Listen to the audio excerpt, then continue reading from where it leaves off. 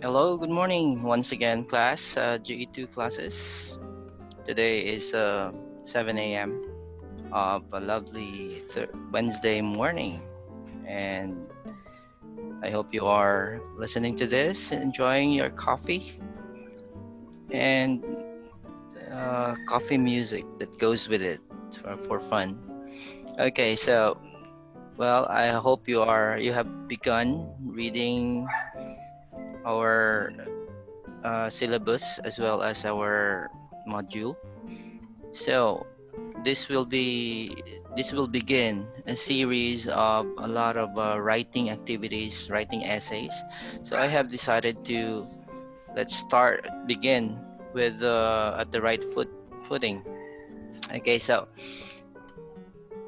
I have found this lovely PowerPoint about creating paragraphs at slideshare.net. It's a really good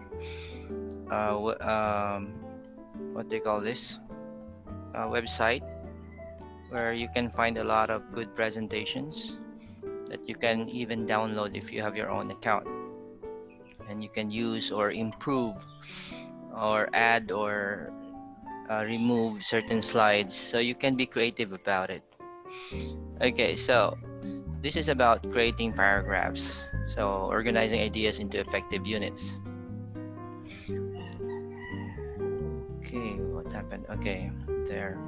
So in writing college essays, it has to be composed of 5 paragraphs. It's not a really hard and fast rule that you should write 5 paragraphs in every essay, but it's a good way to start as such form of training, because 5 paragraphs would be composed of the introductory paragraph.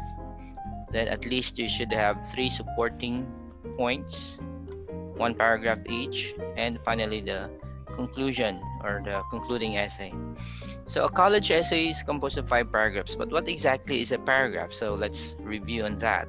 So the dictionary definition of a paragraph is a distinct division of a written work that expresses a thought or point related to the whole, but complete in itself. So by breaking it down, a paragraph is composed of expresses a thought or point and has only one central unified idea per paragraph. And those paragraphs, when you say related, when you say united, they are related to the whole. It says something relevant to the topic of the larger work. And in itself, it is complete. Okay, so complete in itself, it expresses an idea from start to finish and could stand alone and make complete sense. Okay, so the 3 rules or the standards for paragraphs, or we call it the qualities of a good paragraph. So number 1, we have unity. A paragraph is about one central idea. Everything in it relates to the topic sentence. You cannot just put a sentence there that doesn't develop or support the topic sentence. Okay, number 2, it has coherence. The sentences flow from one to the other using the same verb tense, point of view, whether you use the first person point of view, the third person, etc. It should have the consistent tone or attitude. And of course, it has the style or the level of formality, as well as the internal transitions that really binds them as one. You can use transitional words or conjunctions or the use of prepositions to connect ideas to each other. Okay, in terms of development, the topic sentence. Okay, the topic sentence is supported with sufficient evidence. You can put stories or anecdotes. Anecdotes are short stories that prove a point, or details, or some facts, some examples, or reasons that prove your idea. You can even put evidence or proofs to support your point, or as well as words from expert opinions. Okay, so to check for paragraph effectiveness, you can check first of all, is the paragraph united? So does the paragraph have a topic sentence which controls everything? okay, where it's the hub of every idea. Okay, is every sentence directly related to the topic sentence? If not, remove that. Okay. Number two, coherence. Is each sentence clear and easily understood? Sometimes the use of pronouns could be confusing. So if you're talking about an idea, then you use the pronoun that represents it, like it or they, if they are plural. So your pronoun and antecedent relationship should exist and should be at par with each other. And does each sentence logically flow to the logically follow the one immediately before it? Or does each sentence say something new or add more information? Yeah. So for example, if you are, how do you describe a house? So of course you should move like a moving camera. So you should start from the porch, from the outside going in. You describe the living room, then the dining room, then you go to the you could also describe the comfort room perhaps, then you go upstairs to describe the living rooms or the terrace, for example. So that's very logical in that sense. It would be difficult to discuss the living room, then you go to the bedroom upstairs, then you go back to the kitchen down below. So that would be quite confusing. So that's an example of coherence. Each sentence should logically follow the next one. And number three, you consider the development. Is there enough information to prove your point? Are your support enough to make the readers agree with what you are trying to say? So is the information, number one, specific or individually related to the topic? Is it concrete and not just an opinion, but an actual demonstration of face? So to check concreteness, remember RENs, meaning reasons, examples, names, numbers, or senses. Does it make sense? Yeah. Then the three paragraph types. So we have the introductory paragraph, establishes a rapport with the reader. So you can start with a short story, perhaps a joke, sayings, quote, proverbs, verses, perhaps that catches the attention of the readers. Then you can provide background information. Why do you want to talk about this topic, or what moved you, or what reminded you to talk about this? Or you could state your main idea or the thesis. Thesis is just a statement that says it all. For example, when you say there are three reasons why I voted for President Duterte during the elections. That's it. That's the main idea. That's the main thesis. And the rest of the essay will just expound on that idea by providing three reasons. First reason is this, second reason is that. So each reason we will have to provide one paragraph each in your body paragraph. But the main goal of the introductory paragraph is of course to introduce why, or what are the reasons why you voted for him, or you don't, or three reasons why you dislike him perhaps, for example. But still, the thesis statement should be general enough to cover everything in the essay, and should be able to be should be elaborated. Don't make a thesis statement that is already too narrow to be expounded. Now you don't have to expound it anymore because it's really self-explanatory. Use an essay. Use what they call this.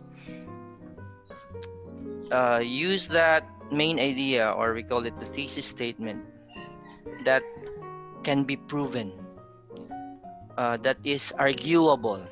Don't make a thesis statement that cannot be argued already. For example, when you say, I believe that matter occupies space.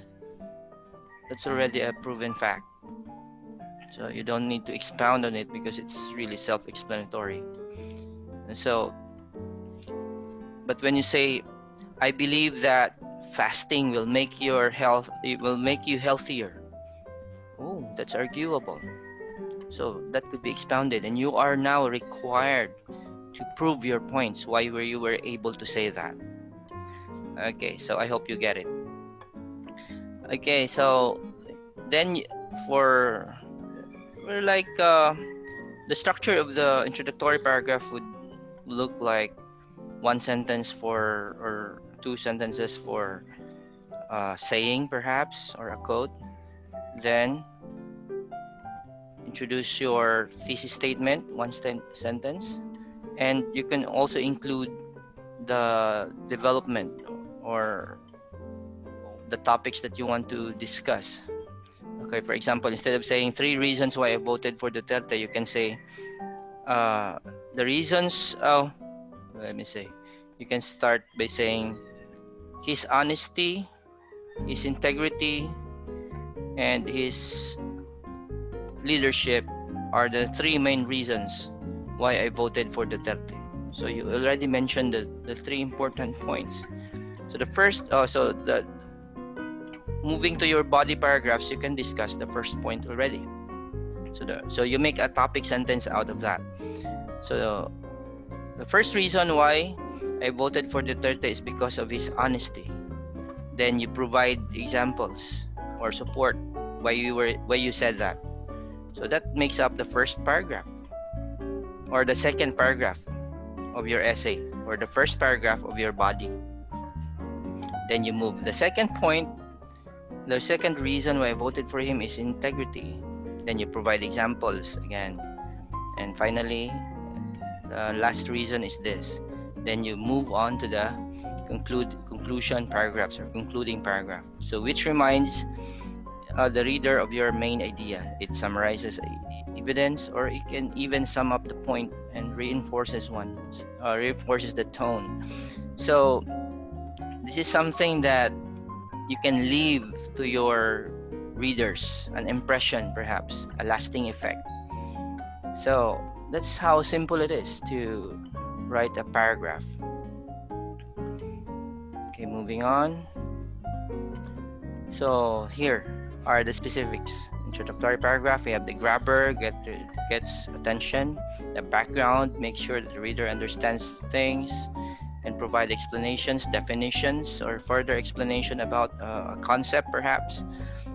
Then the thesis statement, state your main idea. It's a single sentence, explains that what you will talk about on your single point and how you will prove that point is valid.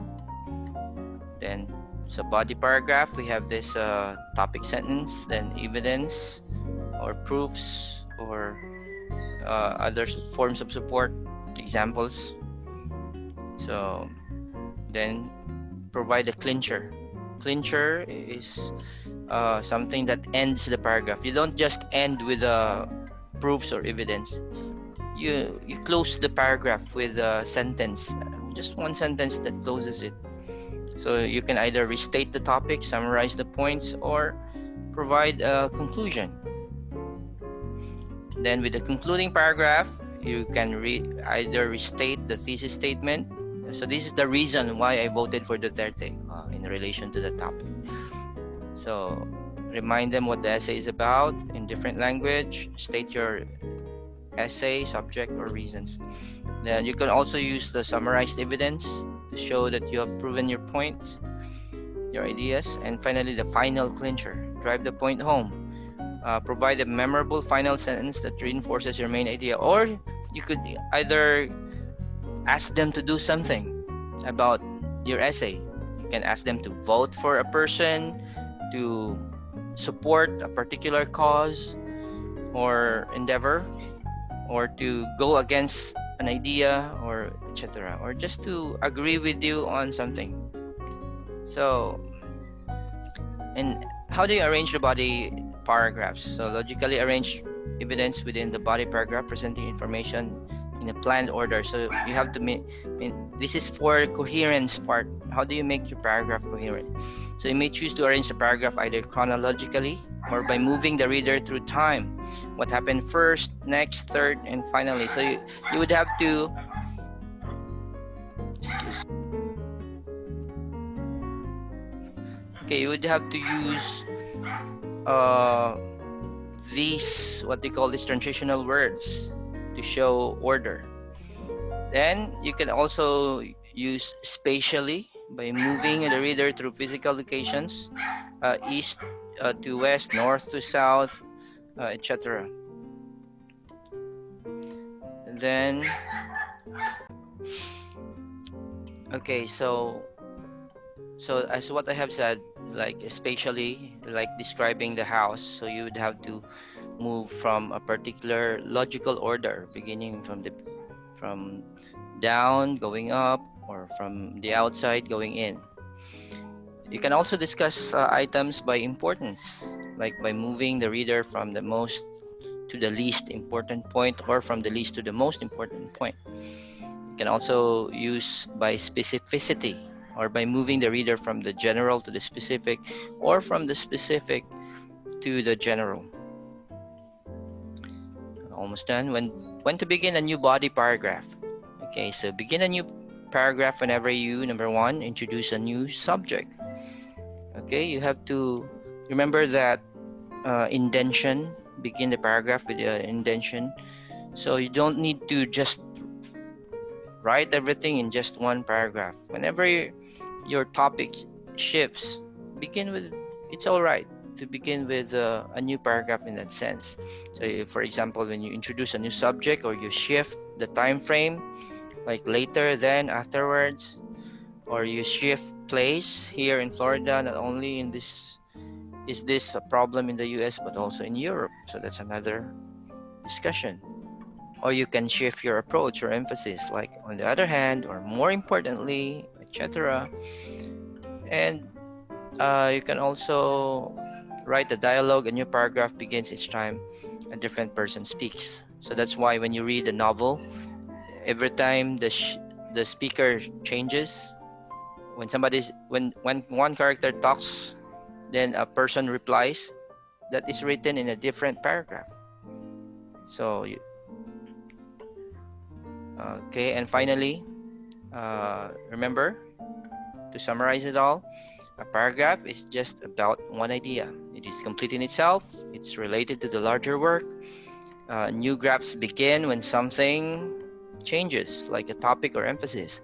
And number three, you have three standards. We have the unity, coherence, and development. You have the three types: introduction, the body, and conclusion. And of course, the parts to each type. You can use introduction, the body, and conclusion as well for each paragraph. Okay, so well, there's always a beginning. I don't really expect a really clean essay to begin with. I expect mistakes, but as we go on with the lessons and through practice, I believe that you will improve and develop. One thing that I really encourage you to do is try to do it yourself. You can ask help from other people, but never allow other people to make the job for you, to do it for you. Okay, you have to really experience and learn it yourself. It's all right in this subject. It's okay to commit mistakes. Our goal is excellence, but doesn't mean that you would have to cheat in doing that. Okay, let's learn by doing. You ask help, you ask me, ask questions. It's okay. You seek help. Be humble enough to seek help from other people, and be sensitive and considerate enough to help others as well. Okay, so let's help each other in this subject. It's not an avenue for us to show up that we are already good. If you are good, then help others. If you need help, then be humble enough to ask others to help you. Okay, like a child. I even ask help sometimes at this point of my life. There are so many things I need help on. So I just approach people. I don't care if they are younger, if they are less educated than I am, if they are even less experienced, but if they can do things better the way I do, why not? Okay, so I hope you learn this by heart, and who knows, someday you'll become good writers in your own ways. Okay, so God bless, enjoy your day, and see you again for the next lessons. Bye bye. Oh, wait.